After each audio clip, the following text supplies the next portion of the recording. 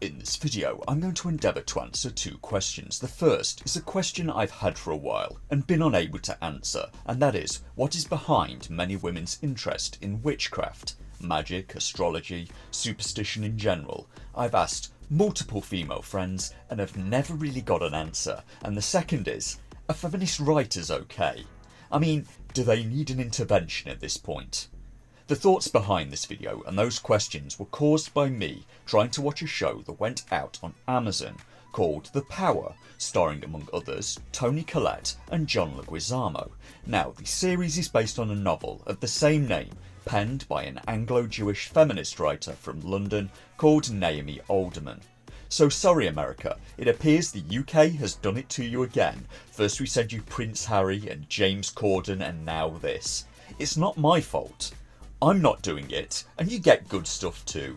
You've already taken a lot of our best actors. You took Audrey Hepburn, Emily Blunt, you got Karen Gillan, you got Cumberbatch, Idris Elba, Rachel Weisz, and frankly, if you had any sense, you'd steal Hermione Caulfield too. You took Hayley Atwell, and I like Hayley Atwell.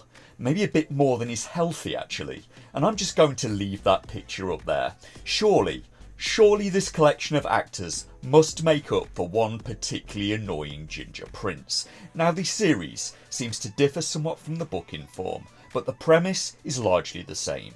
Women across the world start to develop powers. Specifically, they can emit bolts of electricity from their fingers, giving them the ability to defend themselves, but also to attack, torture, and even end lives.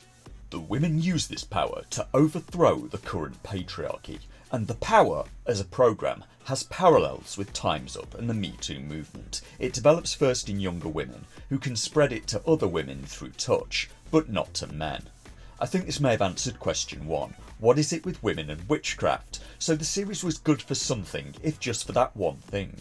The women in this series display immense feelings of powerlessness and vulnerability prior to them getting their powers. One character describes her life going from terrible to great just from getting the power to destroy things. Her life was not even very bad before. She was an awkward teenage girl from a rich family who disliked her mother for no established reason. Her mother is the mayor and her father a doctor, and she's routinely awful to both of them. Nothing materially has changed in the girl's life by her getting the powers. She's just no longer afraid. And her life, in her words, goes from a 4 to a 7 out of 10 overnight. The girls quickly fall in love with their new powers, and I think that's why some women gravitate towards superstition, to allay feelings of impotence, to feel like they have some control of their lives. And there's a rage and an unsatisfied urge to destroy that some women feel powerless to satisfy. And I think this is why my female friends would not give me a straight answer, because it comes from a place of fear and shame. Afraid to approach a man they like, out of fear of looking desperate, afraid for him to see her undressed because she's ashamed of her own body and thinks he may not like it, envy at men for not having to be afraid, but ladies, sorry to have to break it to you, men also feel those things sometimes. Now on to question 2. Are feminist writers okay? The book is set 5,000 years in the future, where Earth is now run by a matriarchy, and a young man has written a collection of stories about how Earth came to be this way, and has sent it to a famous female author. The series follows the stories of the key people in this time as they develop their powers and grow in influence. And one of the first things I notice, as soon as the women get their powers, they're drunk with them, and start to abuse them. I showed this programme to a feminist friend and even she wasn't on board with it. After episode 1, she didn't want to watch anymore. In episode 1 of the series, a teenage girl and a friend electrocute a streetlight, causing it to explode.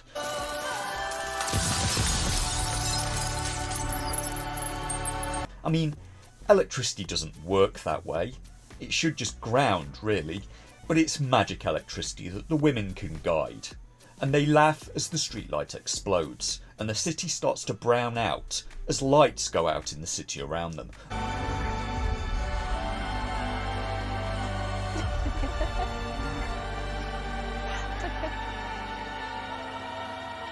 And all I was thinking was, that isn't funny. How many hospitals did they just knock out the power to? In the book, lots of people lose their lives. One girl, early on in the story, brings down an entire passenger jet, and the women start a violent uprising. Because among other things, one girl is so incensed by the story of Eve in the Bible. And the result of the violent action is that in the story, the women apparently take the world back to the Stone Age in order to rebuild things from the ground up as a matriarchy. And I'm at a loss as to why, in order to build something new, everything that is there needs to be burned to the ground. I'm failing to see the logic.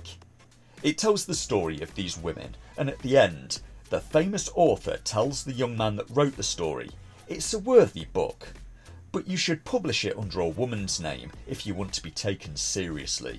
So again, we have another hallmark of recent feminist writing, taking ways in which women were mistreated more than a century ago and visiting that on men as retribution in the modern day, even if they're not the same men.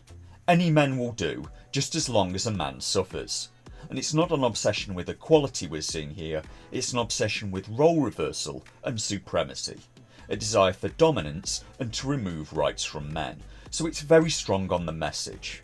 Another hallmark is to be very dubious on men's consent, and that's something very familiar from other feminist projects like She-Hulk and Velma. A lot of these feminist writers appear to be singing from the same hymn sheet, and not for the first time, I'm left wondering, this story is from a feminist writer. It's presented as a feminist story, but when I look at it, it comes off more as a repudiation of feminism instead of an endorsement of it. Women gain power and immediately abuse it. Even in their own fantasies, these feminist writers write women who obtain great power, and then they screw everything up and burn the world down. Women got control in a feminist's own story, and humanity, as a result, got thrown back into the Stone Age as a result of their choices. Even in feminist writers' fantasies, women are given entirely unearned power and then completely F things up. I mean, angry teenage girls are given the powers of a Norse god. What could possibly go wrong? This is reminding me of another feminist project, She-Hulk, where she got power and also completely screwed her entire life up.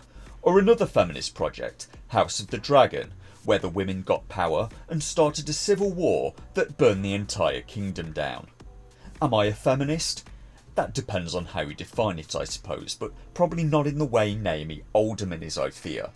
I'm not looking for a matriarchy, thanks, or living in the Stone Age, or being a second-class citizen for the gender I was born, and being electrocuted for deigning not to be a woman's servant. I mean, if you're charming and I like you, I may do some nice things for you. Those look good.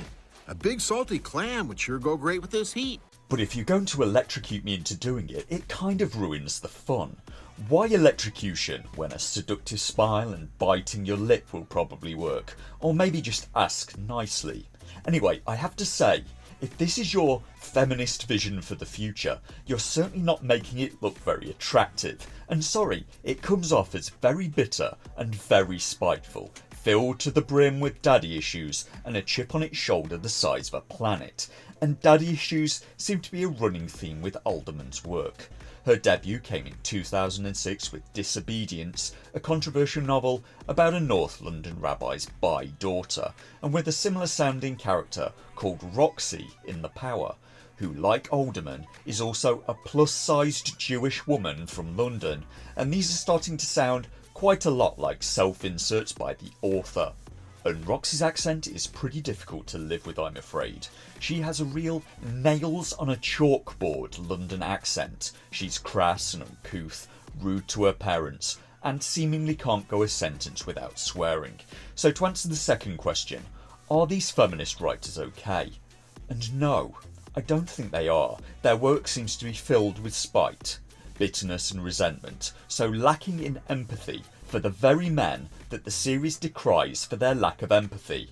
And it's another series I fear like Velma that I don't think I want to watch any more of, and I doubt I'm the target audience anyway.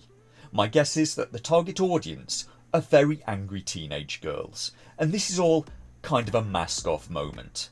It's a story in which women get all the power in society, but they don't choose equality.